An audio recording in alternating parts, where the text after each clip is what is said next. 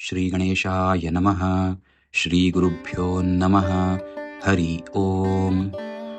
नवग्रहकवचम्।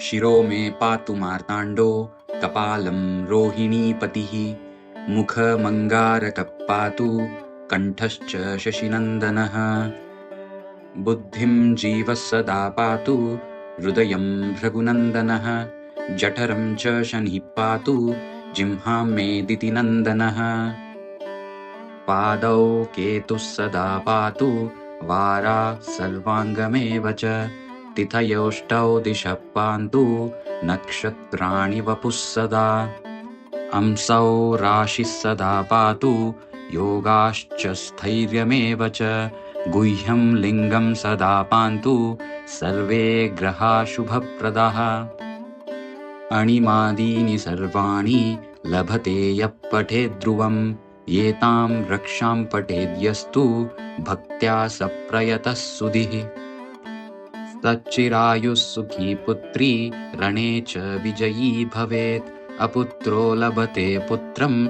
धनार्थी धनमाप्नुयात्, दारार्थी लभते भार्यां, सुरूपां सुमनोहरां, रोगी रोगात् प्रमुच्येत, बद्धो मुच्येत बन्धनात्, जले स्थले चान्तरिक्षे, कारागारे विशेषतः, यः करे धारयेन्नित्यं, भयं तस्य न विद्यते, ब्रह्महत्यासुरापानं, स्तेयं गुर्वङ्गनागमः, सर्वपापै प्रमुच्येत, कवचस्य च धारणात्, नारी वामभुजे धृत्वा, सुखैश्वर्यसमन्विता, काकवन्ध्या जन्मवन्ध्या, मृतवत्सा च या भवेत्, भव्वपत्या जीववत्सा, कवचस्य प्रसादतः, इति ग्रहयामले उत्तरखण्डे नवग्रहकवचं समाप्तम्।